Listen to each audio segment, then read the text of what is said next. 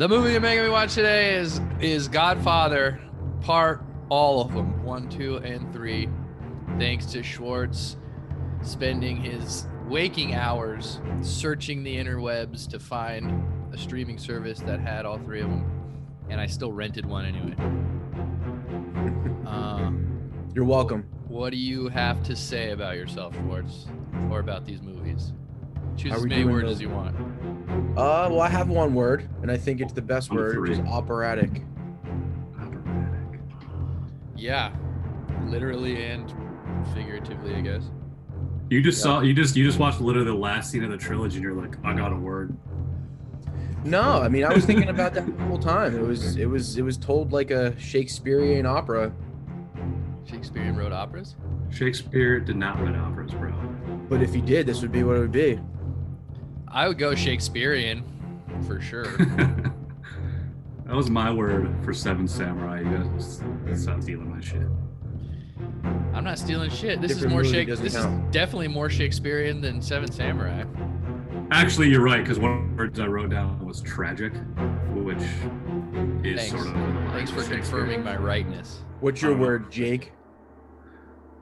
I guess tragic or iconic was another one. So I'll How do about 2 iconic because and there's tragic? 3 movies. No, that's stupid. Iconic, but also tragic. My word when Anthony? I watching the first one was ruthless. This movie, Yeah. the first one was ruthless. I mean, they were all ruthless, really. Yeah. I think that's a good word for all of them. But also, my favorite word was vafangu. So I wrote that one down too. Vafangu. Gabagool? Vafangu. And There then she were- goes, vafangu you. What part was that? The Godfather and his wife, or Sonny and his wife. I think it's Sonny and his wife, or That sounds they're right. screaming at each other. That sounds right. And she goes, you gotta do this. And he goes, vafangu. And she goes, vafangu you. I'm just glad I heard Gabagool because I just recently watched The Sopranos like within the last year. No, I heard a And lot of gabagool. words that I One was of my like, favorite words. I didn't know actual people use these words. I thought this was a joke to make fun of Italian people, like vafangu and gabagoo. Right. I honestly thought those were like slurs to Italian people. I didn't know those are real words. Nope, they're deli meats. God, I'm done with it. I'm over this. I'm over this series, and that's why I think I needed. That's why I said I think maybe it would be better to have some time go by before we talked about it, because right now I'm just fucking over it, and I don't even want to think about it. But you know, whatever. Vafangu. Right. No, that makes sense. Sometimes it does help for like let it sit in a little bit. Yeah, so we'll talk about it later. I'm Yeah. sure. Well, Maybe I'll raise him up in the ranks. We just watched 9 hours of fucking movie about the same goddamn man. thing, so I get what you're saying. The same thing. Oh my God. It was like watching the same movie 3 times in a row. The same shit. The same songs, the same parades, the same weddings, the fucking funerals. There was always like a big event that opened every one. I'm like, damn, they're doing this every time. All Events. Yeah. The parade where there's a parade going on. I can't wait for whoever to get shot right now. Or there's a wedding. I can't wait for somebody to disrespect somebody. Vafangu. Now you're just making fun of Italian people. Yeah, you know what? I'm sick of Italian weddings. I'm sick of Italian funerals. I'm sick of Italian parties, and I'm sick of Italian music. I'll tell you that much. I have no problem against Italian people. I'm just sick of the culture right now because what it was forced down my throat this weekend. And that's fine. Schwartz wants to go back to Sicily after watching it, so he had an opposite feeling. I do, man. Have you ever been to Sicily to go back? Yeah, I've been to Sicily. I went there in 2018. Nice. Yeah. Visit family? No, it was for a TV show. Oh, you don't have family in Sicily?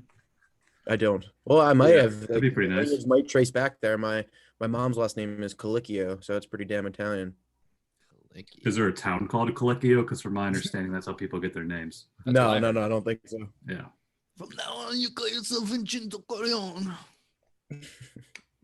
I don't know how to say that other one, so here's a different one.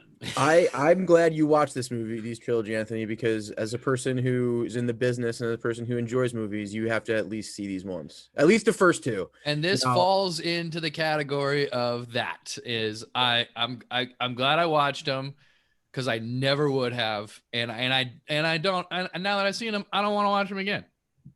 But it's a good thing I watched them because people are like, "These are the best movies ever."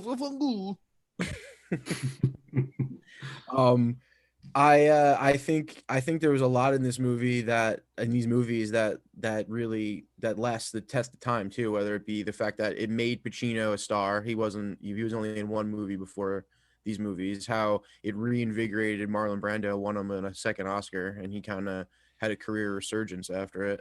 Marlon Brando had one good scene in Godfather. The one good scene is when he was like talking to he was talking to everyone. I think it was like in the middle. I don't know. He was in a meeting and he was talking to everyone, and that was the one time I was like, "All right, this is good. I like this." Every other time, it's just him in the corner going, "No, take him away, kill him, whack him." Very subdued, yeah. And the fact that like all I knew about this movie was oh, Marlon Brando's the best ever. It's like, yeah, this wasn't his best ever for sure. No, I'd say Waterfront on the Waterfront is like a better example of his acting. I never saw Streetcar Named Desire, but on the Waterfront, he's really good in. He won an Oscar for On the Waterfront. I just noticed you had the taco Bigfoot in the background. Oh, yeah. And is that the belt from the cart from the champ? Oh yeah. Yeah. Got some redecorating. Genius. Got some more floor space. Switched the bed around. You know, I got a yoga space now. Oh, great. Cool. Yoga space. And the taco Bigfoot is best thing ever. All right. Sorry. All good. Mafangul. Yeah. So should I just recount what this is about real quick? So yes, you should. In case someone doesn't know what The Godfather is that is listening to us. I didn't know. I mean, yeah, go ahead. But I'll do it quick. It's easy. It's really easy. The Godfather trilogy is about the Corleone family's rise and fall. Boom, done. That's what it's about. It's about Pacino. Whoa. Yeah. It's definitely about the Michael's journey more than anyone. Yeah. Yeah. But it's also still about Vito because both movies were fairly parallel with characters, but it's more about Michael. Like, especially the overall trilogy is definitely more about Michael. And the first movie is Michael's like transition to the dark side, more or less, which I like.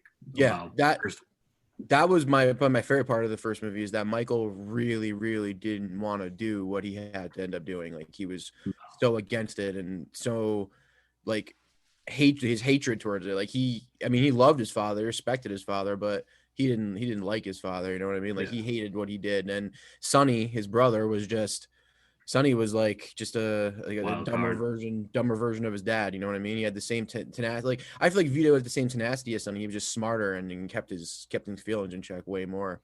And Fredo was cool. Fredo was fun. Fredo was annoying. Fredo was kind of like a little bitch. Yeah, but he was a good character to have involved in that family. Everyone's fucking balding. Fredo, like, why you shave the head, dude? You got hat. It's like where my headphones are right now is his forehead. Like at that point, that's what I would have if I grew my hair out. I would have the Fredo. Yeah. The Jack Nicholson. The Jack Nicholson. You know what? That's a good fucking mob movie. The Jack Nicholson? No, fucking Departed.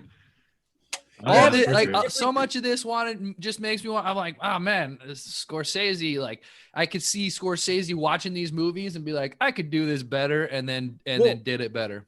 Well, the biggest difference is these movies were like fiction. These were like romanticized fairy tale versions of gangsters where they live in big houses and they deal with big things and they dress in nice clothes and they hang out at parties. You know what I mean? Like this is a fictionalized like version of gangsters, whereas Scorsese's movies are what I feel like really it is. It's street people doing fucked up shit, making money and having fun. You know what I mean? I think that's the difference. Is The Godfather not based on any reality? It was based on a book written by Mario Puzo, who just created it all out of his head. But yeah, none of those, like the Corleone family wasn't like a real that's not family real or anything like that. But Yeah. I mean, it had to have been based on like who was Puzo? Was he from Sicily? He was just an Did he author from the Bronx. So Some none of Italian this author. is based on any truthness. Well, there's aspects of it that are like Mo Green was a real person. I'm pretty sure. Who was the dude in the second one? The old man, They Hyman were talking Roth. about the I'm pretty sure Hyman Roth was a real Lucchese person. family. That's a real family. But the Corleone family and the story of them is all made up. It's all fake. Yeah, I They could see it being based on actual events because I guess like the third one was like had a lot to do with like controversy going on with the religious stuff. Like The Vatican. The Vatican thing. That was interesting. Yeah, I thought that was the most interesting part of all the Vatican. movies. Yeah. I think that was the coolest like plot line of the family trying to get involved with something, but I don't think that was the best part. I mean the second movie is my favorite because of the parallel story that it tells about Vito. I think the flashbacks with De Niro are the best parts of all the movies. That to me was the coolest. Actually, De Niro won his first Oscar for that. Really, won Best Supporting Actor. Yeah. I did like how they told that. Like it was a way to do a sequel and a prequel at the same time. Mm-hmm. But I also thought, why didn't they just do two different movies? Why did they do two different movies? And why didn't Brando play young Brando? He's too old. Didn't he old himself up? Yeah, he was super. He had like a ton of makeup on to make him. But look he can't like he can't play a 25-year-old. There's no fucking way. De Niro was like 25 years old when he made that movie. I guess it was a little more age appropriate. Yeah, Brando would have been probably like 50, or I don't even know at that point. I'm just guessing. Yeah, we could never play a 25-year-old. Yeah, but he did hold himself up. That's a good comparison, really, because it was a very long, overarching story told. One was just normal life, and one was gangster life. Yeah, but you know what the difference is? This movie when it came out and for what it did, it represented like a movie, like movies of back in the day, like David Lean movies or big, huge like. No, yeah, this was definitely an iconic big film. If we're comparing Boyhood, which is really Boyhood's more of an indie when this is like a big Hollywood, big time studio movie. Yeah, this I'm just talking about we watched fucking 10 years of people grow up. And by the end, I was like, 100%. Okay. Right. See, I think this movie's got I think this trilogy has an amazing ending because the whole time it's just about like people doing bad shit, but everybody pays the price for it. Like everybody who deserves to get what's coming to them in these movies basically does.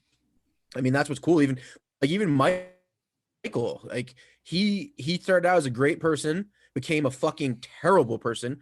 And then he pays for it in the end with all the shit that happens to him, and especially his daughter dying. Like, no, I mean, as terrible as that was, he deserved. Once she got shot, I just thought, good, thank God. Well, she was terrible. She was terrible, awful. Man. She was awful. Not only that, she wanted to fuck her cousin. What's up with that? Incestuous. I forgot I wrote that down. Incestuous for the third one. Yeah, the third movie was so weird. Predatory. Like, it would be like good on its own, but like so many flaws. Oddly enough, incest, terrible dialogue, some bad acting, just fuck. Who was that? Was that Coppola's daughter? That was Sophia Coppola. Yeah. That's hilarious. She was only in that movie because Winona Ryder dropped out like 2 weeks before they started shooting. Winona Ryder? She would have been way better. Oh yeah. Oh, I don't know. I mean, she would have been better, but I don't know. This is Winona Ryder in her peak. This is like Edward Scissorhands Winona Ryder. I don't know. It still would have been weird, but they're like, we need we can't get her. Let's keep the nose, and let's get. So Sophia Coppola was just like reading lines off the fucking page. Like her delivery was so. Terrible. She was also in the first one. Is that how she got the first role too? Reading lines off the page when she was the baptized baby. Well, she was like a fucking baby. Yeah. She was there. She was just there. She was like building cabinets in the background, and George Lucas needed someone to read lines. Coppola. Sophia Coppola is Harrison Ford. And now she makes wine, and she also fucks her cousin, Nicolas Cage. Played by the great Andy Garcia. Was that Andy Garcia's first role? I liked him. No, he was in the Untouchables before that. Oh yeah. Yeah, mixed feelings about that character. Sometimes he did like stupid shit. I guess he was very they just tried to make a new Sonny, clearly with Okay. with So Vincent, but like some shit annoyed me about Vincent. A new But then there was Sonny also and some dope scenes his with like him. rapid adoption of him, like he just lost his son Yeah, that was weird. so I feel like that's why he adopted Vinny so quickly, because Vinny came in like a fucking idiot. He was drunk. He had the thing. He was like, you're gonna, and then immediately he was like, all right, I'll keep him. And then like, But- how long did time go by before he was like, you're the leader now? I think he knew who he was, though. He does say in dialogue that he knew of him. Like that's Sonny. He knew that Sonny's son. Michael was trying to get away from the family business so much that I feel like he just didn't give a shit. And the sisters who brings him in, and her Connie. character arc from the beginning to the end is probably the most interesting one. I thought she really was story. I mean, if there was a 4, can't wait for 4, she would be Michael Corleone, right? Yeah. She would be the leader. or Vincent. They were actually gonna make a 4th, and I could see Vincent like being the head, but I could see her like calling the shots. Yeah, that makes sense. She did in the third one. She told him all the shit to do. Yeah. That's why, and that's why I thought it was. I oddly enough enjoyed the third one more than the first two, simply because I didn't know anything about the third one. I didn't know how it began, how it ended, what it was about. I didn't know the Catholic Church. I didn't know anything. I didn't know the ending, which you almost ruined for me, Schwartz. So, and that's how I think. That's how I like to watch movies. I don't want to know shit. The first 2 movies, I knew everything because they've been around forever and they're iconic. Right. I think too, the third one had a really, really, really high like premise that they just didn't live up to with the screenplay. Like the idea of the whole him getting involved with the Vatican, bailing the Vatican out, and then him controlling the businesses they own, the Mobiliaria. That's fucking cool. That's a cool idea. But I think it was just rushed. Like, I feel like the first 2 screenplays were like really, really, really thorough and really good. Like the character development was like perfect in those movies. Whereas this one, they tacked another hour on, they could have. No, I think they should have. I think they should have like made more of the movie about Vincent. I feel like he should have been the main character as opposed to Michael. Like if they were gonna go with him becoming the new Michael, I feel like it should have been more just about him instead of Michael going back to Sicily and that really only happens when he fucking like when he shakes his hand. He's like, "You're Vincent Corleone." That happens like the last 30 minutes of the movie. Yeah, it was definitely rushed, and for some reason the dialogue was, with the way they were reading it, was just so contrived. Like I watched the scene and I'd be like, how the fuck did Coppola think that was a good take? Like what is going on here? I mean, he's arguably one of the top 20 directors of all time, and the first 2 movies, especially the second one, are fucking epic. Like I'll put the second one up there with There Will Be Blood as one of the best movies I've ever seen, but the third one is it's I hate to say this, but it's kind of disgraceful to put it in that trilogy. It not good. It's not a bad movie. It was just too, like you said, it was just too rushed. The fucking dialogue sucks. It's like if they had more time or something, I don't know what they needed, but it doesn't fit up. It doesn't live up to the first 2 in my opinion. I think the first one's the best in my opinion. Yeah. I like the first one. Second one, number 2 is like it's a fucking close second. That's for sure. Like it's hard. I see the arguments. They're both great for many reasons. I just liked the story arc of Michael in the first one alone, and one thing I thought was cool, which I never thought about before, was how much Breaking Bad basically took from this movie in so many ways. I'm watching Breaking Bad right now, and I think the same thing every now and then. I'm like, oh, this is, but I just thought it was because I'm fucking indoctrinated in this movie right now. Yeah, like Michael started out being a good guy, but he had to kind of go to the dark side for his family more or less, and that was his main intention. At first, it was all about his family, and then what really got me was there was the scene. This is probably my favorite scene of the first movie, where it's toward the end when he was at the baptismal, when he was literally becoming a godfather, when all of his enemies were getting fucking whacked, like five or whatever, the 5 heads were getting whacked. That was the first time very this much happened. Yeah, and you guys have both seen Breaking Bad, right, all the way through, right? I think I've watched it ever. Yeah, of course. So that it's when it's toward the end. It's in like I think it's like the last scene of when he kills all the people that are in prison. Mm-hmm.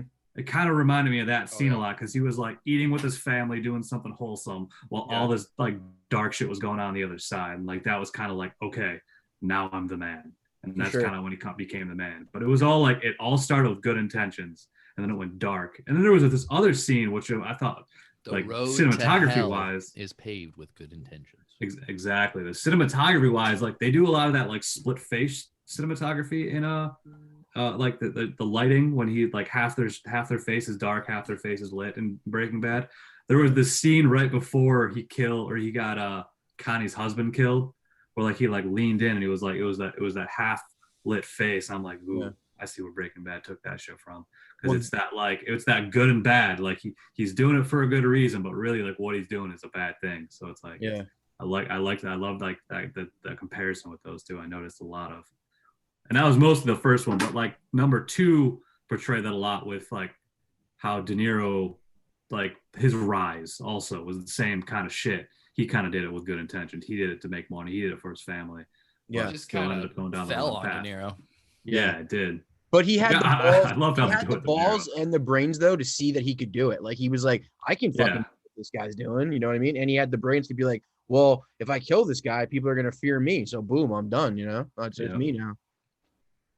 Yeah. And which is kind of what Walt did to Mike in Breaking Bad, which as much as that sucks, actually in Breaking Bad, that's the only part of the show I hated because I liked that character Mike so much. And the way that he goes out in that scene where Walter just shoots him and he's like, and he's like dying and Walter's talking to him. He's like, just let me fucking die in peace, dude. He's like, I fucking hate you. I was like, oh my God, I hate you right now, Walter White. I never hated Walter White. Even when he killed Jesse's girlfriend, I still didn't hate him. But when he killed Mike, I was like, fuck this dude. I don't know if it's because I've seen it already or just fresh eyes, but immediately I hated Walter White. I'm on season 3, like episode 5 right now. Immediately you realize this guy is a bad guy from the get-go. From the get-go, he's the most selfish person in the world. All he cares about is him. I mean, his family, but in the end, it turns into him, and he's just ruthless in that. And from the get-go, the way he talks to Pinkman, the way he talks to Skyler. I mean, Skyler's the most annoying character in the whole show other than her sister, but her sister's actually fun though. Like it's some of the shit she does is dumb, like when she steals things, like that's kind of funny. Well, that weirdly went nowhere, that storyline, but well, her sister's storyline went nowhere. She should have died at the Citadel anyway. But again, that's another thing with Michael. Michael starts out to this great guy, and then he becomes the most evil guy in the world, where he's willing to kill his own brother. Like, I think that's the craziest part of the movie is that he killed Fredo. Like, Fredo turned on him, dude. No, for sure, and I get that, but Fredo was fucking harmless. Like, he didn't have to kill him. Like, he didn't have to kill Fredo. He wanted to kill Fredo. Yeah, it's almost like Fredo didn't even mean to, in a way.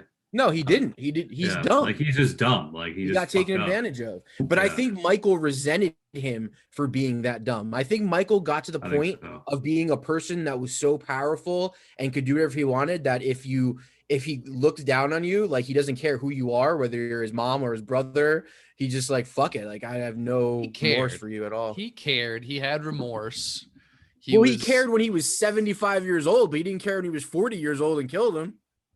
Yeah, he wanted that shit done. Like he wanted Fredo dead. Yeah. He wanted people to know. Like I think you tell Roar, you knew that right in the beginning or right after he talked to him, and he goes, "I want nothing bad to happen to him while my mother's alive." Yep. And that scene, like dude. I also love that the whole Cuban aspect of the second movie. Like they go to Cuba and it's there during the revolution. I thought that was pretty cool. And that was all really, really, really shot really well. The movie, I think besides for the performances of De Niro, Pacino, Brando, the thing that people recognize when we were most is the cinematography, because of how different it was and how kind of no one really took chances with that much darkness in movies before. Like some of these shots are pretty fucking dark, and it's pretty goddamn, like, it's like an exclamation point, you know what I mean? And they chose that. They were like, well, you know what, we're gonna do that. Which is pretty dope. Yeah, I also heard they did it just because their prosthetics were bad. On who? On Probably on the Godfather, on Brando. The prosthetics were so bad they had to hide it in shadows. Huh. But I mean, they filmed the whole movie that way, not just him. Yeah, well, you know, they can't just have him in darkness. But I mean, and then they were like, he's also dark because he's the bad guy. Blah blah blah blah blah blah. Yeah, blah. yeah. And it was so dark that the art director threw a splash of orange in there, and that's where the whole orange theory came from. That's a fake theory, or that's just a fan. That's just a fan theory. I don't know. I followed the orange theme, and it worked, because even throughout all three movies, I feel like they caught on and they just started doing it. But the fan theory of like they purposely put the orange there before someone was going to get killed. That's I mean, the art director was just, he said, I just put it there because it was so dark. I wanted a splash of something bright in the middle. Yeah, but I remember there was like when De Niro first killed that one boss, like he was like eating an orange on his way home, and I'm like, this motherfucker's gonna die, and then De Niro fucking got him. Yeah, see, it's you just saw. I knew who was gonna die. I knew all the plot points along the way. It was, for me, watching this movie was just waiting for the next plot point to come. When does he confront Fredo? When does he kill Fredo? Like I knew all this shit going into it, even though I'd never seen the movie. Like that, if you're alive and you know anything about cinema, you know Fredo turned on him. Yeah. So the actor who plays Fredo, his name's John, I think, Jim Caviezel. No, that's the dude. That's from Jesus. That's Jesus from The Passion. This guy's name is like John Cazale. He only made 5 movies, and then he died suddenly of like a rare disease. But the 5 movies he made were Godfather Part 2, Dog Day Afternoon, The Deer Hunter, and something else. And I was just like, holy shit, like this guy made like 4 or 5 of the most epic movies ever. Yeah. And he was actually dating Meryl Streep for a while. When he died, she was dating him. Damn. Did she know about that giant forehead? I mean, she loved him, dude. But you got to think about it, man. Jack Nicholson's had that hairline his whole career, and he's been fucking slaying, bro. Yeah. Fucking slaying. Jack Nicholson's Jack Nicholson. Yeah. Nobody knows about Jim Caviezel. Everybody thinks he's Jesus. Yeah. Yeah. I can see the argument. I can see the argument for the second movie being the better one, or the whatever, just because of its epicness and its span of time. What I think is that the second movie, it was just made for people who loved The Godfather, the first one. And they're like, oh, well, how do we do another one? And they're like, well, people loved these 2 characters. Let's expand. We can't go any further on him because he's dead. So we got to go back in the past. And they were, I feel like it was made for the fan, which is cool, which I love. But it's like watching it, you're like, oh, this is where this is the town he was from, or he saw his mom get slayed. And my favorite part of the second movie was when he goes back and he murks that dude. I thought that was awesome. I kind of forgot about, was he Don Chicho? I kind of forgot about him. Yeah. About that whole situation, because it happens in the very beginning, and she's like, don't hurt my son, he's a little retarded and he is weak, he won't hurt you. And he's like, I got him, man. And then he just slays her, which was ruthless again. Mm-hmm. It was cool. I didn't know if he was gonna do it. I didn't know if he was gonna go and just be like, hey man, I just want you to know we're cool or whatever, because he's old as fuck. And he's just like, this is my dad, Andolini, I kill you. What I loved is that the old man remembered who he was. Yeah. That was awesome. Like, he knew right away. He was like, oh no, it's that dude. And which was great, which was awesome. waiting Yeah. all of Michael's life. I liked the beginning of the movie. I liked how it kind of it ended with him in New York. I don't know. My point was this was a movie made for the fans of Godfather 1. Right. And it was just catered to every little, like, where did Sonny come from? Where did Vito come from? How did he get, how did he call himself Corleone? Like, all the. Well, Yeah. I think as a 1-2 punch, like Jake was saying before, like the way that the first script is laid out to where it's like you meet Michael, you meet his dad, and then he has to kill, like after the first one, after Michael kills the police captain, you're kind of like, oh shit, what the fuck? Like that was probably the best scene in the first movie for me. That whole thing where he goes in the bathroom, grabs the gun. A classic one for sure. So, and then he goes to Palermo, to Sicily, and you're like, oh, like is he gonna go there now? And then he almost marries the Apollonia, and then she gets killed, and then he comes back, and then you're like, oh my god, it's like 2 movies in one. And the second one kind of did the same thing, but instead of showing Michael in Palermo, he showed the dad there and showed how he got there. So the construction and the non-linear storytelling, even for the 1970s. I mean, I'm not saying that was new per se, but it was probably perfected with these movies. Yeah. I think it's almost like they up until Pulp Fiction came along. That is, it's still linear time. It's just 2 timelines. That's true. I guess it is linear. You're right, because he leaves, goes, comes back. Yeah, it's like the main characters sort of like switch places in a way. Yeah, from like Michael was becoming the Godfather in the first one when he was the Godfather in the second one, and then Vito was the Godfather in the first one and became the Godfather in the second one. So it's true. It was very like reflective in a sense. Yeah, I could have watched a 3-hour movie of just Vito becoming Vito. Hell yeah, that was the best part. De Niro, because I guess De Niro killed it. I loved how he like off the bat, the first time you hear him talk, he's kind of got the thing, but like toward the end, I think toward the end he even has the jowls thing and everything. He's just like, yeah, I'm gonna make her. Oh, well, he says that pretty early on. I'll make an offer he can't refuse. Right, got that early. Yeah, but I think for just the overall arching storyline of one contracted storyline. If The Godfather was the only movie, like it would have been a fucking dope movie. Like, and then 2 added to it, and I think because of 2, you kind of set it up for a third. Thanks a lot, 2. Well, you needed to see what happened to Michael. You needed to, and I'm glad they made the third movie. I just wish they would have. The second one, it just ends with him like sad in a corner, right? They all end like that. The first one ends with Kay staring in at him becoming the Godfather, sad. Yeah. The second one ends with him sitting in outside in Nevada and the third one. So my biggest gripe with the third one's recut is they recut the very end.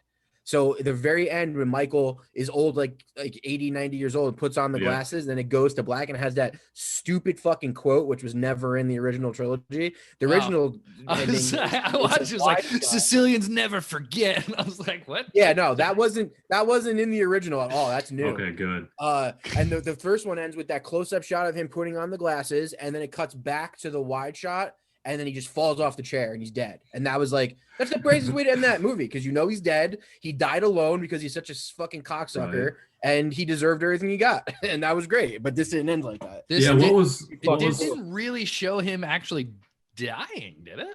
No, but in the original trilogy, it does. It shows him die. Yeah, he kind of falls over, sort of like Vito did in the first one. Can we assume this is the thing? I feel like gunshot. I think for the second one, from the third one, the recut's called The Death of Michael Corleone. And weirdly, I don't know if I've actually seen all of the third one now that I remember before we did this.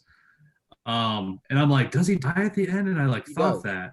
And then I watched it, and then he didn't die technically in the third one in the recut. But then I look and I had it, but I'm like, I gotta check the ending of the other one. So I looked up the ending of the comparisons, and I'm like, oh, he did die. So I'm like, that's weird that they call it The Death of Michael Corleone, the recut, and then he doesn't actually die in that one, but he dies in the third one. And you don't know that he dies, and it's just kind of confusing. He dies. That's weird that he dies just like Marlon Brando does too. He just falls. He just falls over. Yeah. They should have left that in, I think. I don't know why That they seed took that too. out. That seed did the first one where Marlon Brando dies at the end is a pretty strong seed with his grandson just running around with him in the fucking the fields as a, like that was Yeah. pretty. And what else I love about the cinematography of these movies is that they don't go crazy. Like if he can tell an entire scene in like a wide shot between two people, they fucking will, and it worked really well. And actually, I think the third movie cinematography is the best looking one. As much as I don't like the movie, I fucking love the look of the movie. Like when they're in the vacuum in the beginning and like Michael's fucking apartment, like his $2 million apartment in New York City, like that shit looked dope. Like that, I love the cinematography of the third one. I love the color scheme of it. It's a little brighter. Like they use a lot more sunlight to light things. Like I really like the third one cinematography. Word. No, he dies.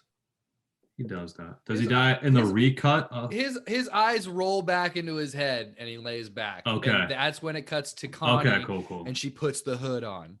Just like the no. we just saw. No. Go further. There's a part where he's sitting in a chair in the end. Are you sure? He doesn't die at the opera. He dies as like 90 years old and by himself in Sicily. Yeah, it's way later. It's way later. Not way later. It's probably like 2 minutes later. 5 minutes left of this movie. Yeah, go to credits. Way later in time. Okay. I see. Yeah. I literally just watched this less than an hour ago too. Okay, yeah. Dogs and shit. So in the first movie, that wide shot with the dogs, that's how it ends, but he falls off that chair and dies. And in this one, it's this stupid fucking quote. It just fades to black and goes quote. Oh my fucking shit. Yeah. Whatever. Yeah. I wish they would. I wonder why they changed changed that. Better. Yeah, I don't know. It's weird. People are saying the new cut's better when I don't really see much. I guess they cut out a lot of the beginning. Did you hear what he said in the beginning of the recut of FCC French Ford or FCC? Oh no, I watched that. He explains it. He's like, they changed the beginning and they changed. Yeah, it just fades to black. Lame. So he doesn't even die. Yeah, exactly. That's what it's kind of a bummer. Like, why doesn't they just should show him fucking die? I guess. So instead of that quote, I envision him just falling over in the wide shot. Yeah, that's lame. Yeah. What were we just saying? But yeah, no, just comparing the two, even though I never watched it, I just saw video on it. It just sounded like they like trimmed up some scenes and then changed a big part in the beginning and then that's what he said. He said that they recut the beginning and they recut the end to make the story of Michael more complete, is what they said. Or is what he said, is something like that in the beginning. I don't know. I don't know what they cut out. I've never seen the third one, the original third one. So it seemed cohesive enough. I do know now, knowing how the original one ended, I definitely wish that's how it ended. But him just being alone and living his life in misery is. It was still the death of him in a way of handing it over to Vincent and then him just being alone. Yeah, because he deserved that too, and you saw that coming. Like when Kay even told him, she's like, you're a terrible person. That whole thing with her and him, and the second one too, like when he slaps her after he finds out she aborted his baby, dude, that's one of the greatest scenes ever too. Like, do we know what I love about Pacino in these movies is? In every single other movie Pacino's ever made, he's always like, ooh, ooh. But in these movies, except for maybe 3 or 4 times, he doesn't really ever talk louder than this. And what? He screams all the time. No, he screams like 4 times. He's like, where's Fredo? Yeah, he's that's like his third time in this movie. He's super composed. He's super quiet. That's what I liked about him in this movie. It's calculated. Great. Big ass. Great ass. Yeah. What else? I thought he had Robert Duvall's his diabetes was pretty funny. Oh, my diabetes. He falls over. Yeah. I think Robert Duvall's character was my favorite character, though, if we're going favorite characters, just because I liked how he was a outsider who became a consigliere, like supposedly the first non-Italian to do so. That's pretty cool. Right. And I guess Duvall didn't want to do the third one, so they just cut his part out. Yeah, which sucks because he would have been awesome. A bunch of shit. Yeah. Which one was he? He was the guy that he came to in the second one. And Tom he was Hagen? like, No, he's Tom like, Hagen, their brother and the lawyer. Fucking Robert Duvall. Fucking, I love to smell of napalm in the morning. oh, He yeah. was the Let's Irish watch that brother. movie. Should've watched He was the Irish guy that was their adopted brother, pretty much. One of the main The characters lawyer. in the fucking movie. Yeah, in the He got second kidnapped movie, in the he's first like, one. I kept you. I didn't tell you anything, but now I'm telling you Yeah. everything because you're. Yeah. That's who I was Yep. just trying to fucking say. You guys Yeah, laughed at me. that guy. Go ahead. Vafango. Yeah, I thought Brando sucked. What? I just didn't think. I think for all the hype, it was not the performance I was hoping. Well, listen, you're looking at Marlon Brando from a different perspective. You're looking at him when he's already Marlon Brando. You're looking at him 50 years after this movie. When you're looking at him in 1974, after he was basically like DiCaprio for fucking 20 years and then fell off big time and people thought he was a weirdo. And then all of a sudden he comes back with this. It's a pretty good accomplishment. He was a weirdo. Yeah. I'm sure that dude. I don't know. I didn't know all He that won- because I'm He only won 30. the Oscar. That's what I'm saying, but you gotta look at it from a different way. What was I gonna say? But so when he won the Oscar for this, he sent an Indian woman from an Yes, Indian well, tribe I knew to that go too. there and basically just say, "What you guys do to Indian people is a plight, and it's fucked Native up." American, to be clear. Awesome. Okay, I'm sorry, Native American. I think And I was like, American "Damn, Indian that is was- cool. American Indian's fine. But just saying Thanks, Indians, Jake. confusing and mostly incorrect. I think everyone knows that story. That's And they know that he sent fucking Sacagawea to accept the message. Yeah. I knew that story. No, was that offensive? I'm sorry. That was rude. yeah. What was your favorite scene from each movie, Jake? Give me first, second, third. The first movie I would, like I said before, I think it was when there was the baptism while simultaneously everyone was getting slaughtered. But a notable scene was also when Sonny first beat the shit out of Connie's husband and like beat him down and like beat him up in like the street and like the fire hydrant and shit. Like just that, I don't know, just that scene was always memorable. I think you're thinking of The Irishman. No, it happened in this one where yeah. Sonny beat up the brother-in-law. Number 2 favorite scene, I think it was him. De Niro's Vito was, I think, just him getting like him first kind of getting introduced to the crime shit with was Clemenza, was that the dude's name? Yeah. His neighbor, like that scene. They're like little hijinks were pretty. I like them. Like the rug scene. And they get to take the rug. That's exactly my favorite the rug scene. scene. Him getting tossed the guns over. Those scenes were like probably my favorite they were scenes. totally Lebowskiing it up, dude. They went and snagged that dude's rug. Yeah. And his revenge at the very end when he killed the Don from Sicily. His revenge, those two, like really De Niro was my favorite side. I preferred that story over the two stories, but it was a good movie, of course. Yeah. Number 3, what would be my favorite scene of that one? That's I think when they broke into Vincent's apartment, I thought was kind of cool because Bridget Fonda. Yeah, with Bridget Fonda in there, Vincent just kind of out badassed them and killed them both. And Oh yeah. That was pretty good. Straight Jason Bourne him. Yeah. Who was she? Was she like a reporter? Where did she come from? Where did she go? Where do you come from? Where do you go? I was just thinking that, like, I don't remember what happened to her. She's outie. She's just like, fuck this. People coming and trying to kill you and shit. I'm good on that. Hey, Bridget Fonda, can you come in for a half a day of work? Yeah. You get to kiss Andy Garcia. All right, what about you, Anthony? First, second, third movies, favorite scene? Oh, the first movie. What happened in the first movie again? It was Part 1, the wedding. He kills the guy in the diner. Another great scene. I And have then he some goes shit to written. Italy, I have some shit written down here that I don't even know. I've gets been married. here for a year. There was some lines that Fredo was saying that sounded straight out of like Pee Wee Herman, and I think that was one of them. I've been here for a year. What the? No, that was a different line. I can't remember what his line was. But there were some lines I was watching. I was literally watching Fredo. It might have been in the second one. Pee Wee Yeah. Herman. It was in the second one. Fredo goes, he goes, I ain't the way they think it. I'm smart. Sound like Pee Wee Herman. Yeah. He's like, I'm smart.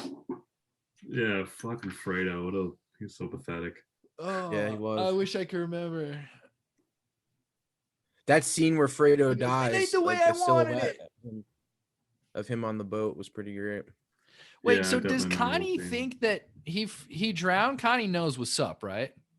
So I heard that line and I thought that to myself too. So remember the daughter's like, hey, he killed his own brother, right? So there's definitely a rumor going around Yeah. that he killed Fredo, and that's the truth, obviously. I think Connie knows 100%, but if she talks to Michael, she realizes that she has to say something like that for him to even be okay with her mentioning that. You know what I mean? Yeah, and also it was like he was torn up at that point when when he said the line, he was super torn up about it. So I think she in my head she knew what happened, and she was just saying, listen, he drowned and that's what happened and we got to get over it. And I think that's what I got out of it. I think she knows. Yeah. She seemed like she's the one. She's the ruthless one. Well, look at her character. She was arc. kind of the boss, at the end. She went from being the helpless daughter of powerful man and powerful brothers to the second one where she was just fucking living the fucking Vida Loca, fucking flying around the world, banging dudes and fucking spending her dad's money. And then the third one, well, the end of the second one and into the third one, she's the fucking Donstress. She's the godmother, dude. Donstress. Don Vito was born on December 7th. We learned that.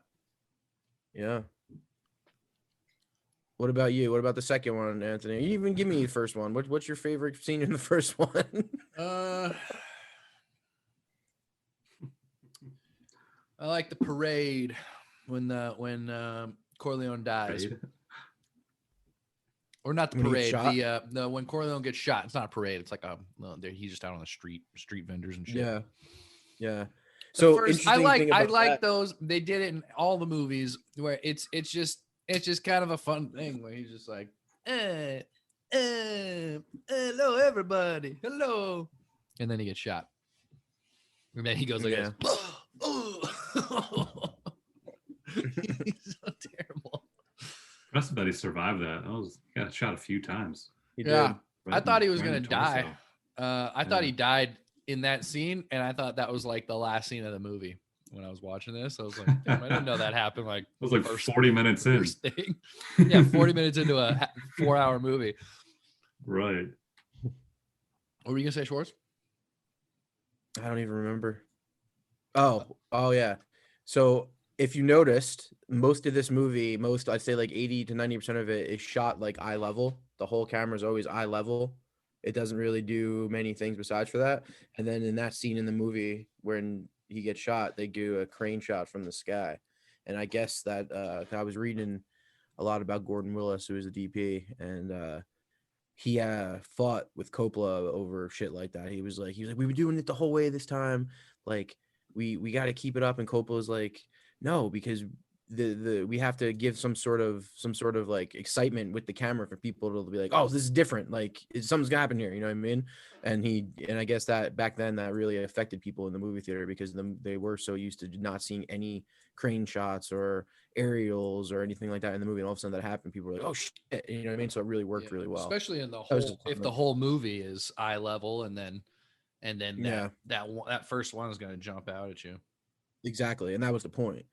And what else is an interesting thing to talk about the first one is how in the end when he kills Connie's husband, so their brother-in-law, the guy that Sonny introduced to her. I think that whole aspect of it was the first time Michael really realized that family could be something that turns against you. And I think that's interesting too, because I mean, as much as he wasn't their blood, he was still married to the sister, you know what I mean? And I think that's when Michael realized that, like, because he was so much about family and like just being there for everybody and doing the right thing and all that shit. And I think that's when he was like, oh shit, like I didn't know that that would be a thing. And then he kind of, I think that was, I think the first time he ever had to think about like be doing something to someone in his family. You know what I mean? Whereas Sonny didn't give a fuck. He just wanted to beat the shit out of him. Well, Sonny Which wasn't Talia as Shire, thoughtful. yeah, Talia Shire, the sister Connie, she is also related to Coppola. That's his sister. Incestuous. This whole movie is incestuous. No, The isn't second she Adrian movie from Rocky? What'd you say? Is she what? from Yugoslavia? Is she Adrian from Rocky too? Adrian. Isn't that Adrian? Is that her? I think so. it is. Yeah, I think it is, the chick that plays Connie. Mm-hmm. Yeah, I think Yeah. so. Yeah. I'm sure half of these All people right, are second in movie, Rocky. Anthony. Second movie.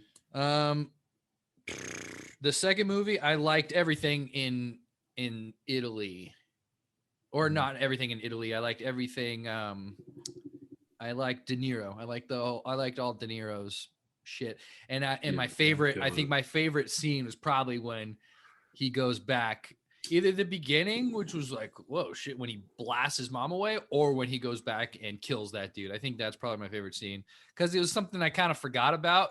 But when it happened, you're like, all right, nice. Yeah. And even just the seconds building up to it, I didn't know if he was going to do it or not. I was just waiting for it.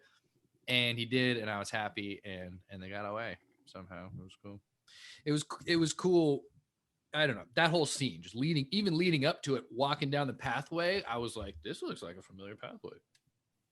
So yeah, that scene is definitely my favorite.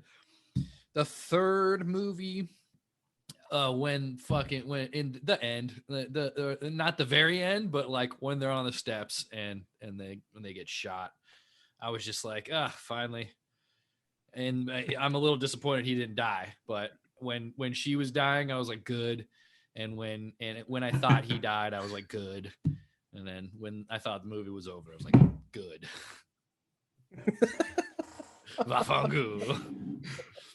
A lot of suspenders in this movie. A lot of suits and suspenders. That whole opera scene was pretty good, actually. A lot was going on. It's pretty epic sounding the whole time because it's operatic. Yeah. And then it just ended up with fucking Sofia Coppola getting shot. So I was like, spoiler. Cool. Good. Cool. The production design in these movies is pretty epic too, especially the third one. Yeah. The third one's production design was absolutely amazing. All of them were. It was, yeah, I mean, it was good. I'm sure they had a lot of money for production design. They had a lot of money for sure. I mean, Coppola was like pretty young when he directed the first movie too, and he won an Oscar for it, and he got to do basically what everyone in a 10-year span.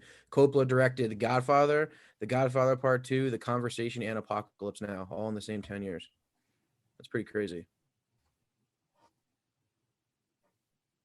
Yeah, and we decided to watch these ones. We watched these because you've never seen them and you needed to see them, and now you have. You're welcome. Apocalypse Now is a fucking sick movie. All of them, all versions. Yeah. Ready? All 14 versions of that movie. He loves doing that, huh? He's just like, yeah, I watched it, and I want to George Lucas this. He's George Lucas's mentor. Mentor, or I thought they were contemporaries. Yeah, he's a little older than George Lucas, and he brought him like American Zoetrope when he created it. George Lucas was the first person who came with him because they were both kind of wanting to do things outside of the studio system. Him and George Lucas, George Lucas encouraged him to make he encouraged George Lucas to actually make Star Wars. If it wasn't for Francis Ford Coppola, George Lucas probably be running around with a fucking camera in the jungle somewhere making documentaries. Which is what he's doing right now. Old. Who knows what he's doing right now? I watched an interview with him I don't know how long ago it was, but they're like, so what are you doing now? Like, are you making movies? Like, yeah, I'm just enjoying my retirement. I'm making I'm working on a bunch of different projects. The guy was like, are we gonna see any of them? He's like, nope. They're just for me and my friends and my family. I was like, damn, that's dope. He's just fucking making multi-million-dollar features, probably, or shorts, either way, for just nobody to watch. I'm going to make them. I'm going to burn them. That's pretty awesome. It's like the Frank Zappa of movie making. Do you think what I forgot what I was gonna say. Yeah, the second one, the Cuba stuff was cool. Very Scarface, Scarfacey. I'll go through my top 3 from each one. So the first movie, I love the when he kills the cop in the diner. That's my favorite scene from the first one. My favorite scene in the second one is when De Niro is following the dude he kills on the rooftop and down into the building and all that shit. That was the best scene in the second one. And then the third one, my favorite scene is probably the end too, when Sofia Coppola gets murked, because I was so tired of her. Tired of her. She wanted to fuck her cousin the whole time, and he's like, all right, maybe. And then Vito's or Michael's like, no, definitely not. And he was like, God, come on. And he was like, you could take over if you don't fuck your cousin. Deal. Yeah. Don't fuck my daughter, your cousin. But see, he wasn't really concerned about the fact that it was his daughter. He was more concerned that it was his cousin, so which I get. People are gonna think this is weird. I don't really give a fuck, but people are gonna think it's weird. Well, I mean, he's a 60-year-old dude. Also, he said when they come for you, they're gonna come for the ones you love. So basically, if you want to protect her, you don't. Exactly. I kind of got that from it too, but at the same time, and the whole time I'm like, I mean, I guess they're probably second cousins. And then in the end, he's like, he's your first cousin. What are you doing? I was like, what? The whole time they know that? Yeah, they know. Why even have that storyline? How many Italian kids want to fuck their cousins? So weird. After that movie. So after that movie, how many Italians are like, I didn't know that was cool. And hey, don't get me wrong, I'm half Iranian, so that's the way it's done over there. But yeah, I think it's weird. I really so there was one thing that really bothered me about the third one, and it's only because I've been to the Vatican with Anthony and we went there. And so in the third movie, in the end, remember the trusted confidant of Michael from when he was in the second one to the third one, Al Neri? He goes to the Vatican and shoots the fucking priest. Okay, me and Anthony have been to the Vatican. Anthony, how many people were standing outside of the Vatican when we were there? How many security guards? How many tourists? How many people just taking pictures? How the fuck did that guy get into the Vatican? Come on. How did he get in, bro? How did he get in? 1980, no one gave a shit, bro. This is pre 9/11, dude. Yeah, dude, no one cared back then. So wait, you don't think in 1980 that there were people outside of the Vatican waiting in line to take tours and shit? Doors were wide open. I doubt it was as it was now. Number one, based on the ability and the cost of travel, there weren't people like there would be today. And number two, I bet it was a lot more open common terrorism, which probably comes with the ability and cost of travel. All right, I guess you're right. All right. I doubt there was like barriers like we saw. I doubt there was lines of people in like a tour but like situation like we saw. I don't think any of that was honestly there? I bet for a lot of the Vatican you could just walk in. Like where we went in, I bet it was just open. That's crazy. I bet it. I don't know, but I bet I for sure I think it would have been a lot less secure today. Could you have gotten all the way in there with a gun? I don't know. Yeah, I don't know. If you're good at it. If you're part of the family. They were buying the Pope. Who cares? He does that shit. He does that shit for a living. He gets guns into places for a living. That's what I thought was cool about the third one. I was like, damn, dude, he went high. Yeah. You can't get much higher in Italy than the Pope. Well, also too, he's probably the only person, one of the only people who's willing to give $. Yeah. You know what I mean? Yeah. willing to give that. That was a lot of money. So wait, so he gave 600 million, right? But Yeah, they only told everyone that they gave him 100. 200 million or 2 million or something. 100 million. And then I like how that guy came and he was like, "Let me help you. I have another million for you." And he was like, "Oh, thanks. You're a nice guy." And then that's the guy who betrays him. Oh, And is they it? give him I the gotta pay. they give him the It's fucking so confusing. poison cannoli. Oh yeah, that was ruthless. That was her. I was like, why is this bitch watching this guy eat the cannoli? Actually, I kind of figured it out when he was like, "You eat it," and she was like, "So good. Here you go." I don't know why he wouldn't have been like, "Ah, that was weird." Yeah. Tootsie rolls. Oh, I was just so over it. Yeah. So much. And maybe in a week I'll have a whole new perspective on it. I think if I was gonna watch another one, or if I was gonna watch one over again, oddly enough, it'd be the second one, the longest one. Just there was a because lot in there. it had so much. One, I could probably, granted, I did watch it like thoroughly once, and then I had it on just in the background while I was doing like woodworking and shit. A couple, like, I would just start it over again just to listen to it, Absorb it. so I did absorb a lot, but I'm sure I missed things because of how much there was, and I thought it was the most interesting in the fact that it was going back and forth. I enjoyed it. And I enjoyed watching De Niro. I just want to watch De Niro do things. De Niro shit was good. Oh yeah. Ruthless. Mm-hmm. Cold-blooded. I like the part where he goes, "I'm gonna make him an offer he can't refuse." They never said that in the third one. Mm-mm. It's No, like his dad said it. It's like Schwartz. I played it out, dude. Oh yeah, I guess well, That's true. but like the first time you hear it said was story no, about I guess dad. it was Vito. No, Vito says it, but then Pacino, you hear Pacino never says it. Yeah, he does. It tells the story When of his dad saying it. Yes. Oh, that's true. Yeah, He's that's making an offer he can't refuse. Yeah, to Kay when we first meet Okay, Kay. so yeah, let's talk about Kay a little bit. We haven't talked about Kay. What do you guys think about that character? Like, I felt so fucking bad for her, man. Oh, yeah, for sure. Well, yeah, it was like Boyhood. What? It was abusive. She's like the mother in Boyhood. She was like the mother in Boyhood. Yeah, she's like bad the mother relationship. We got to watch her grow. Look at these pit stains. I'm sweating. Boyhood, Patricia Arquette, the most unearned Best Actress Oscar in the history of Oscars. You heard it here, folks. What? Patricia Arquette played Kay? Yeah, Schwartz hates Patricia Arquette. Oh, I love Patricia Arquette, but she didn't deserve an Oscar for Boyhood. All right. And she won an Oscar for that? Yeah. For Boyhood, yeah. And Kay is played by the great Diane Keaton. Yeah. She's great.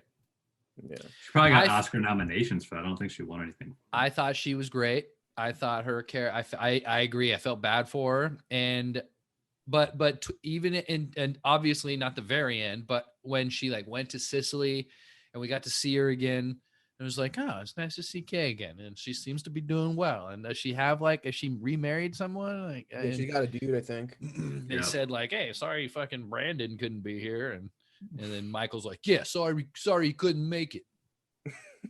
And then I was half waiting family for it. photo. I was half waiting for it to cut to like New York and watch like one of Michael's guy taking Brandon out or whatever this guy's name is.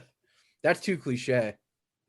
Whatever. This movie, then that's another thing that I think takes away from me in this movie is how cliche so much of it has become that I'm watching it. Like every time I heard, I'm going to make him an offer he can't refuse, I rolled my fucking eyes. Every time I saw Brando talk, and I was just, it was laughable to me.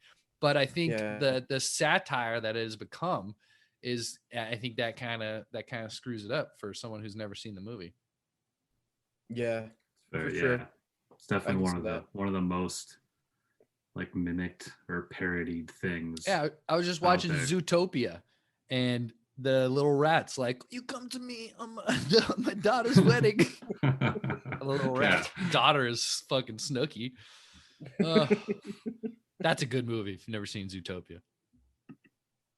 Yeah, I've never seen it. It's a good movie. You got to get past the music. The music's kind of whack, but it's for kids. This music. Let's talk about this music. Yeah, just as iconic as any John Williams score. I was sick of it. Sick of it. That was overplayed, especially when they started adding lyrics to it. It's just like, leave it as yo. Yeah. What are you talking about? In the third one, there wasn't there? In the second one, after Vito kills the dude, he goes back to sits down on the steps with his family, all of his fucking kids, and there's a dude playing guitar and singing Italian, singing the song in Italian.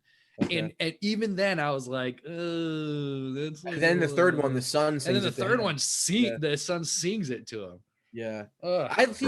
I liked that part though, only because like, this is the thing. Michael is you're right. Breaking Bad took Walter White from this movie, from this trilogy, like 100%. Like I really see that now, because Michael is a great guy in the first one and you really like him. And then in the second one, you hate him. And in the third one, you're actually glad to see him in pain. You're like, you can't, it's like feeling bad for a Nazi. You can't feel bad for a Nazi. You can't feel bad for a fucking mafia guy who has people killed. You know what I mean? You can, I guess you can feel empathy for him and you can like him because everybody loved Tony Soprano. Tony Soprano was the biggest scumbag in the history of the fucking world, but you rooted for him. So I guess you can like people, but you really can't. At least I can't. Like I liked seeing Michael suffer. It was nice. I like, even when his daughter dies, like the scream he screams where like it goes blank for a while, like that was like pain. That was just pain coming out of his mouth. And fucking what's his face? I don't know if that was Pacino's idea to scream like that or if that was Coppola's, but that was a cool scene. Where the cutting the sound a little bit. Yeah, that was cool. I liked that. Yeah, it really showed his pain and what he has. I mean, what Kay knows. It's all. I mean, this is how it's gonna end. Like she's been saying it from the beginning. Like, this is not what we wanted. This is not what you wanted, and it's not gonna end well. And she got out, but the kids can't get out. Yep. She was in the wrong spot. She got fucking face off, dude. Yeah, and that dude, the assassin and his son, the guy's like they were pretty interesting. Like they were weird. They were cool. Yeah. What's up with the son? Why was he down there with the shotgun? Was he like? He was trying to make a distraction. That was it. You can shoot him. Yeah, that's the thing. The third one, the first and second movies are so goddamn good, and they're so well put together that when you see the third one, you're like, when you hear the third, you're like, all right, well, Coppola's 30 years older now, so like this one's gotta be fucking just as good, if not better. And then he like makes like just a shitty movie. Like I don't understand why first off he even thought about casting his fucking daughter. Like maybe in a pretty prominent role. She was terrible in that movie. She was in way too much of it. You know how many times she said "cuz"? She said "cuz" at least. I wanted to punch her in the face. And then he would go, "What's up, cuz? What are you fucking? What is this? Fast and Furious? Yeah. What is Too Fast, Too Furious? Pockets ain't empty, cuz." That's one of the best terrible movies in the world. I hate that movie. Oh, come on. Pockets ain't empty. Hey, we hungry. Which movie? Too Fast, Too Furious, the sequel to the original great Fast and the Furious. Oh, okay. I barely remember it. Tokyo Drift is a great movie. Tokyo Drift is awesome. All right, well, what else? You guys have anything else to say? Why did I need to watch this movie? Why? Why did I need to watch all three of these? Because these are great movies. And all right, so you need to watch the first two because they're epic movies. They're made by a young filmmaker who fucking just hit it out of the park, casted great, made the careers of Al Pacino and probably Robert Duvall and probably Diane Keaton. They were all like 26, 27, 28 years old, trying to fucking become actors. And they get into this movie and it just blows up. It just worked well. The screenplays for the first two are amazing. to cover that much geography, that much time, that many characters, and still be interesting and compelling is an accomplishment not many have done. The cinematography is epic, and how much darkness it plays with, and how it deals with like a world of death and violence and grandeur, and that's a word. Wait, It's great acting. What word did you say? Going back to the characters, operatic. I think that's a word. Yeah, that's fine. What else? It's just it's a really well told story, and it's fun. And this movie is considered by a lot of people that are like the generation before us, like people born in the 70s and late 60s or whatever, filmmakers like M. Night Shyamalan or Brett Ratner, or a lot of the people this is considered like the end all be all. These movies, the first two. The third one they shouldn't have made. Fuck the third one. Fuck that one. So I mean, the third one we watched because if we're gonna watch the first two, You might got as well watch the. But we watched the third one the same reason we watched the fourth Indiana Jones, because it's there and it has to be talked about. True. We're gonna talk about. But I saw the third one back in the day, like when I was getting into movies, like when I was really like trying to watch all the movies everyone said you should watch. And I remember being like, well, I wonder why people hated this so much. Like I get it's not as good as the first two, like I get that, but like it was still great. And I think it was because I was young and I really, the cinematography, like I said, the cinematography of that one was really impressive to me. Like I loved that world. Like I feel like the world that Michael Corleone lived in, whether it be the places he hung out, the cars he drove in, the place that he lived, the people he came, I never saw that before. Like I never seen that. Like I was like, oh, that's interesting. So that, but it's not a good movie at all. Like it's pretty fucking bad. It's pretty bad, man. Like I don't know why it's that bad. I really don't. Yeah. I feel. Do you think it was just rushed, like you said? They could could if they made it longer, or they made another one like back to back, part one. I think part they two? just needed a couple more drafts of that script or something. Yeah, like that. That's what it could have been. Yeah, a couple more rewrites now. Yeah. No. But you're right. If they would have just condensed the stories a little more and probably cut. You know what he should have done when Winona Ryder dropped Giving out? it to Scorsese. No, what he should have done is that would have made it better. Scorsese wouldn't have made this movie. He never would have made this movie. Scorsese said the only reason why his mafia movies are so good is making what he's seen. He's seen that shit. Scorsese's never seen Michael Corleone type of thing. He's not hanging out in fucking $3 million fucking apartment buildings in Upper West Side of Manhattan. He's hanging out at the fucking pool hall with Rob De Niro from Goodfellas. You know what I mean? Scorsese hasn't seen all that shit. He hasn't seen gangs in New York. He was around in fucking. Gangs in New York. That's imagination. That's imagination. There's a lot of reality to it. Yeah, there is. The sets on that. I was watching like behind the scenes on the sets that they built was just they rebuilt like to scale the 5 points, the original 5 points of that time, and 360. That's cool. What are we talking about? There's a cool video of it's Scorsese and it's called 3 different budget levels. He made a movie for $300,000, which was his first movie. He made Goodfellas for $20 million, and he made Gangs in New York for $100 million. And they compare the style of like the camera work he used and everything like that, of how like because he had this, he could do this differently. It's pretty interesting. It's cool. It's a lot of money. It's a lot of money to play with. He got $100 million because of Leo and Daniel Day-Lewis. They were like, yeah, I mean, everybody's gonna watch this fucking movie. Yeah, $50 million went to those. I know. I saw it in theaters. I remember. Yeah, I went. I'm like, oh yeah, that sounds like a good combo. I like that. Yeah, dude. After Titanic, come on. Yeah, that was the first Scorsese-Leo collaboration. And that was like my first realization of who like Daniel Day-Lewis really was. I'm like, this motherfucker can act. Yeah, I had never seen My Left Foot, so that was probably the first time I saw him. Because I think I went to go. One of my favorite childhood movies. I went to move that movie for Leo, and I came out of it like that fucking Bill the Butcher guy. Fuck, that guy was the shit.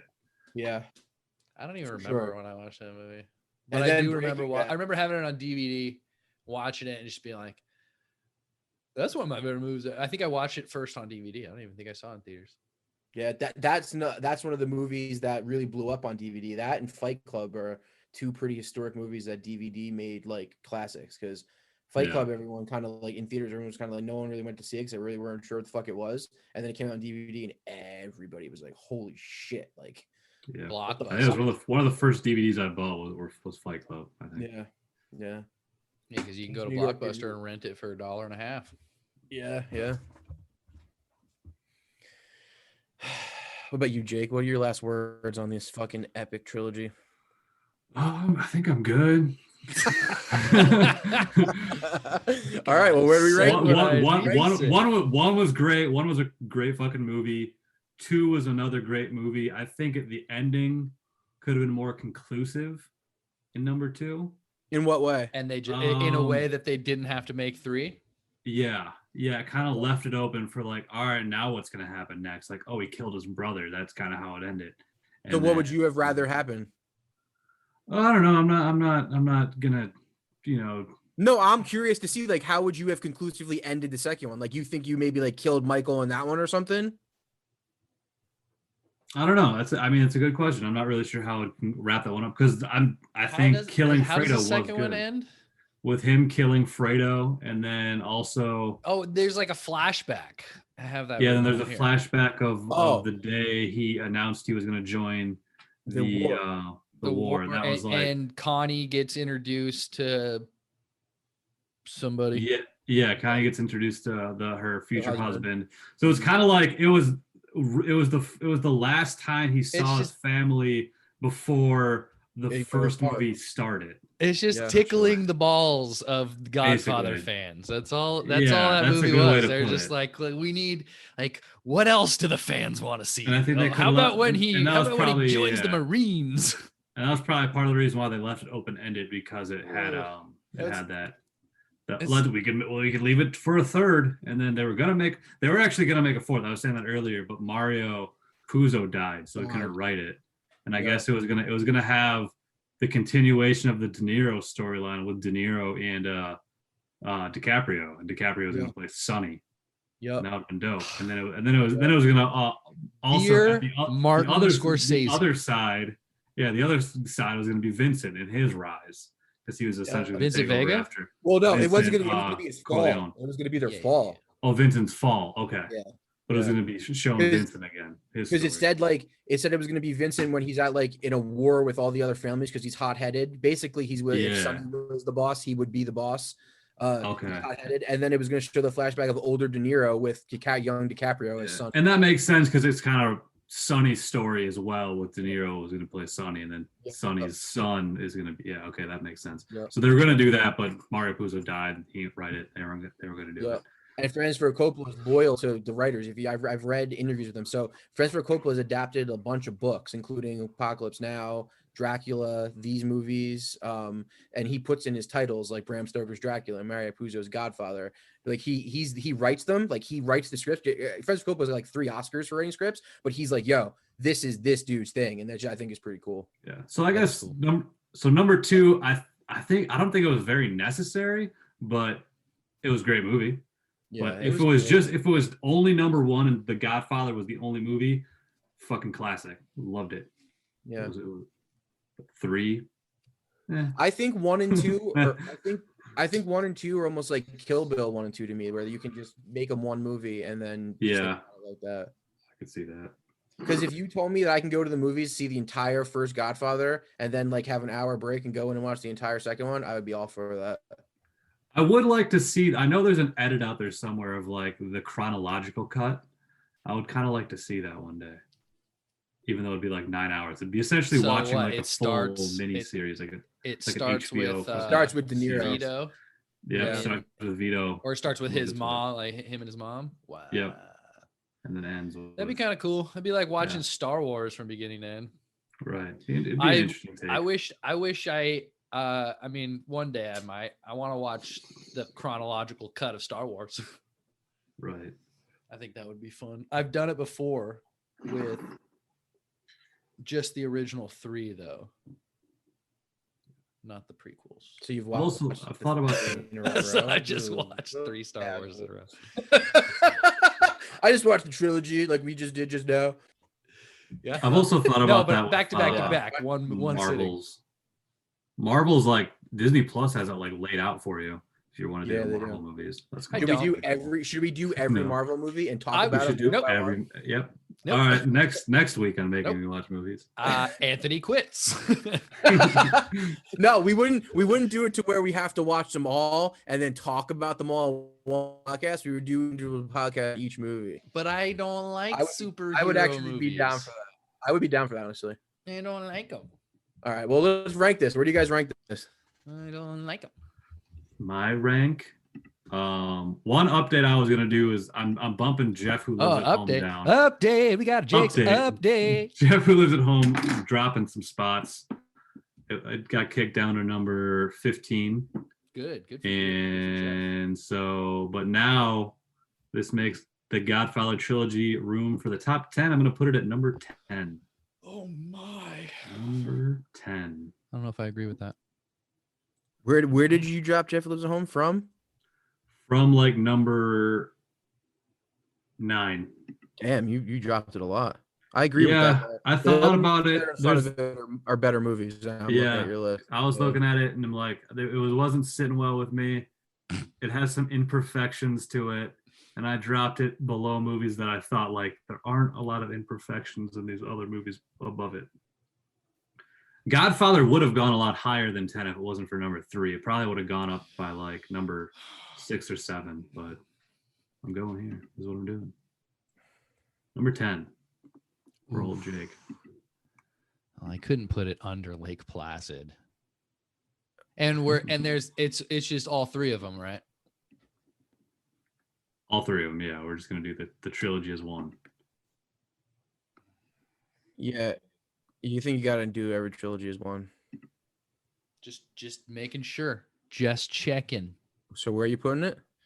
Who, me? Yeah. Oh no, it's Jake's turn. I thought Jake picked it. He said I did number 10. Where are you putting it, Schwartz? I mean, mine's gonna be lower than 10. I'll tell you that much. well, this is the thing. So out of all the movies we've watched, when it comes down to it, this is number 1 for sure for me. Cool. It has to be. Like the sheer magnitude of these movies, the fact that it was a filmmaker at the age he made these movies, and the actors that were in them, and the impact it's had on cinema in general. This is number 1 for sure. I like that choice.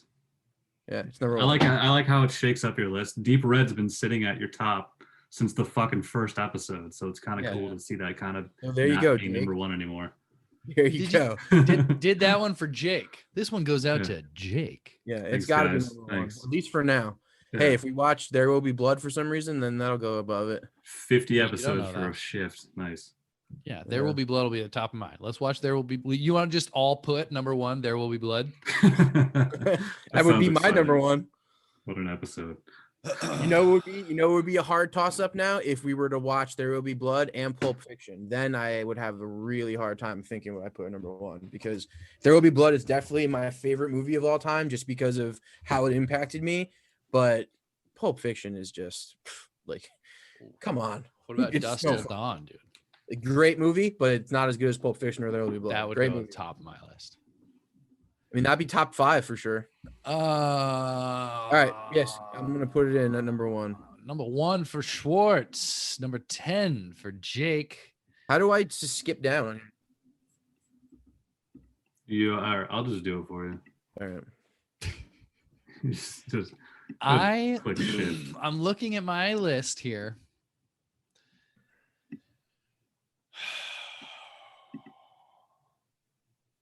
Boom, boom, boom. Well, I mean, Out of 51 movies. my first Yes. thought was number 12. Okay. What?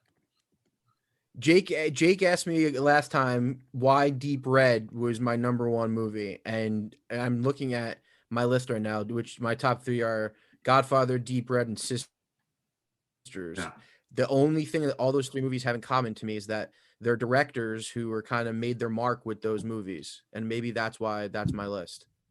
Maybe that's just how I think when I think of movies. Is I think very director and shit like that. So maybe that's why.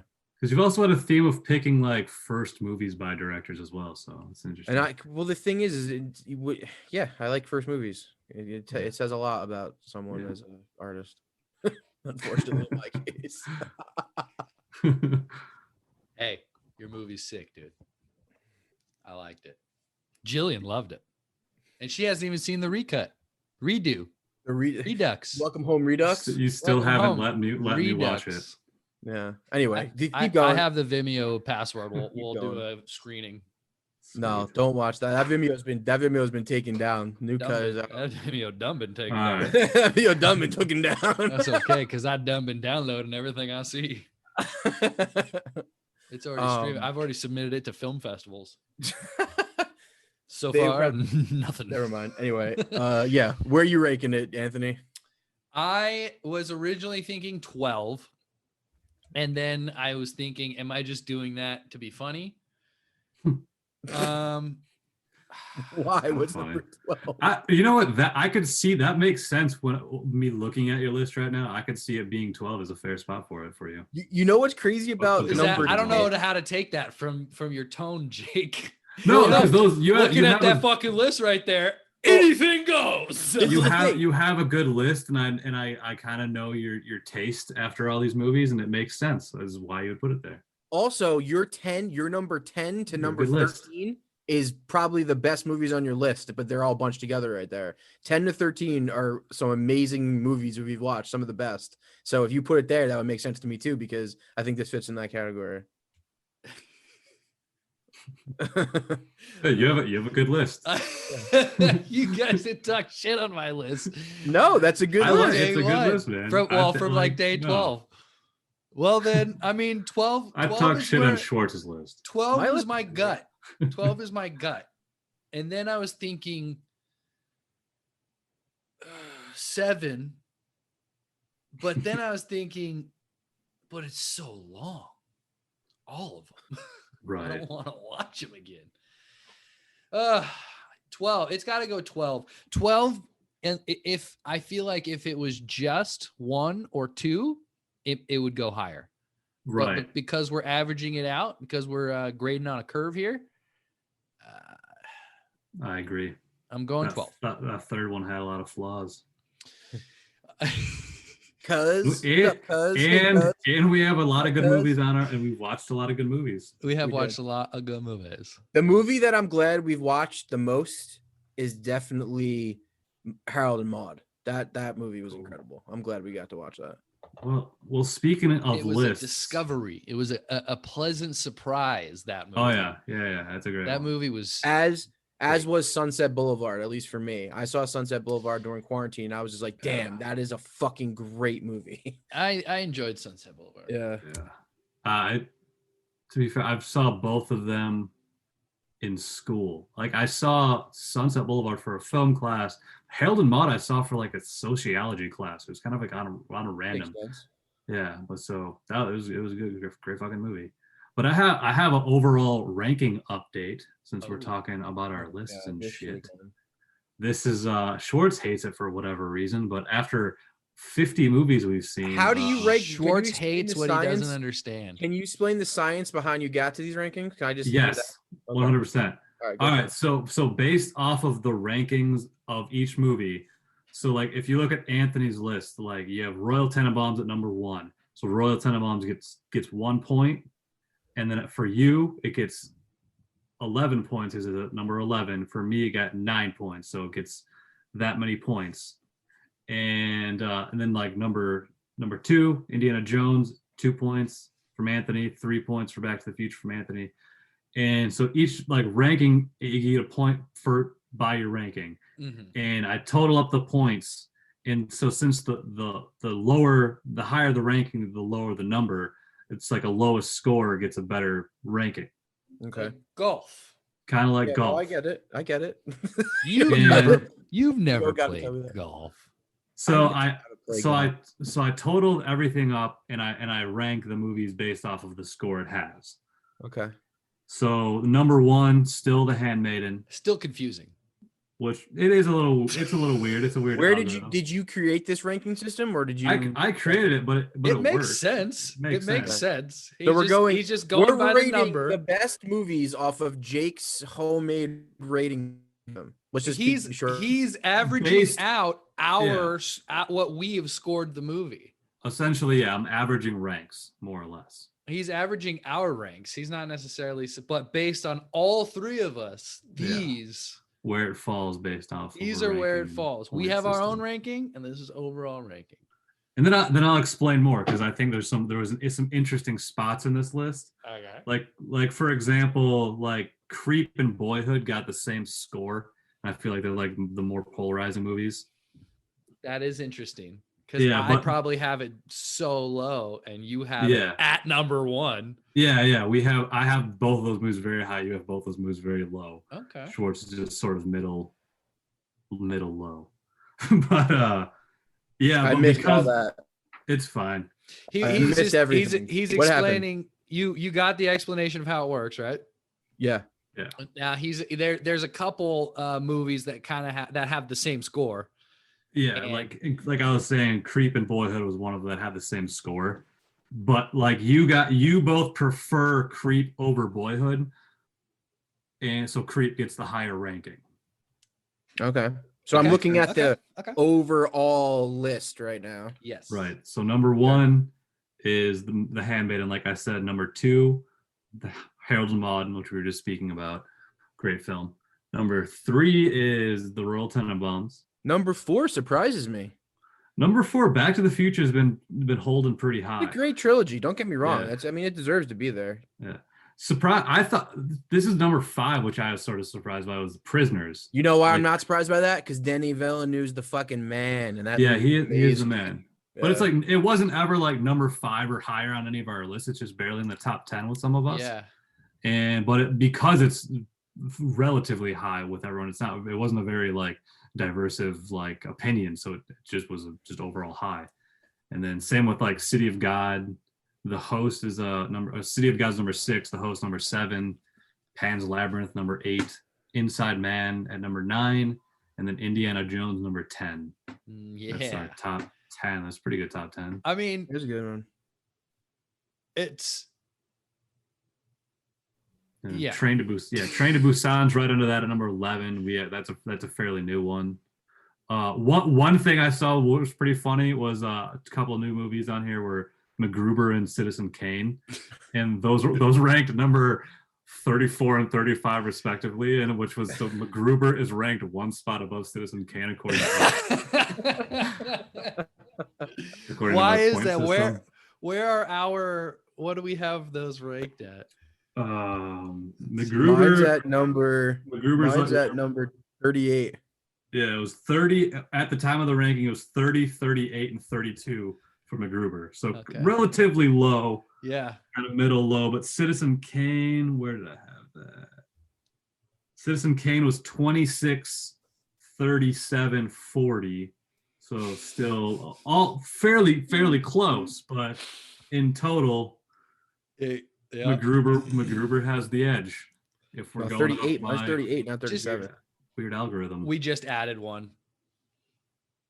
Yeah, because the list is shifted a little bit with the addition of the Godfather. The Godfathers. Hey, Schwartz, do this. +1 equals. Afangul. No, it's Vafagul. Vafagul. Yeah. Yeah. Right. So that was our new top 10. Some of the bottom ones are still the Bad Lieutenant is still at the bottom. Shoplifters right under that. Down by Law. Yeah, those are actually our 3 bottoms. Like Bad Lieutenant at the very bottom is my worst. After that, Shoplifters is Anthony's worst. Down by Law is Schwartz's worst. So it's kind of funny that those 3 landed all at the bottom right there. I love how I have Lake Placid as my second to last movie. That movie was garbage. Oh yeah, which ranked at number 45 out of 50. So yeah, we like that better than Carnival of Souls. Lake Placid was in the bottom 10. That's better than Carnival of Souls, really? Right around the area of Carnival of Souls was number 46. Right Here's the thing: is it's because I ranked it so fucking high. Where did you rank that the curve fucking makes it makes it a little. You put it higher. at 24. What a weirdo. Yeah, why is Carnival of What Souls a so high for you? Weirdo. Anyway, good list. Good list. That's our new update. I'll post this on Instagram when this episode comes out, I guess. Frighteners right don't in the do that. middle. I will if I want to. You don't have to do that. We'll see what happens. Maybe it'll be a story, maybe we'll post. You don't have to do that. I will say we'll fucking see. Don't do it. If anybody's watching this, don't look at that post.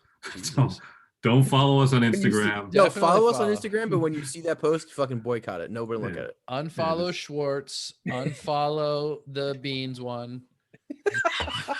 And follow. Please unfollow us Please. on Instagrams. All Instagrams. Don't look at them. Yeah, there it is. Godfather, part 1, part 2, part 3. I hope I didn't offend any Italians or Italian Americans. I hope I didn't offend any Native Americans either. It was an honest mistake. Seriously, I'm not an asshole. I think I chose my words wisely on this one. You I'm good. shut the fuck up. Thanks for listening to another episode of Making Me Watch Movies. For those of you keeping count, that's episode 642. Godfather, what a task. If you loved Sofia Coppola's acting, you're gonna love her second movie, Lost in Translation, 2003. That's the one we're watching next week. Find that, I believe, on Amazon Prime. Listen to us wherever you get podcasts. But most of all, shout out to our biggest fans, D, T, MD, and DBC.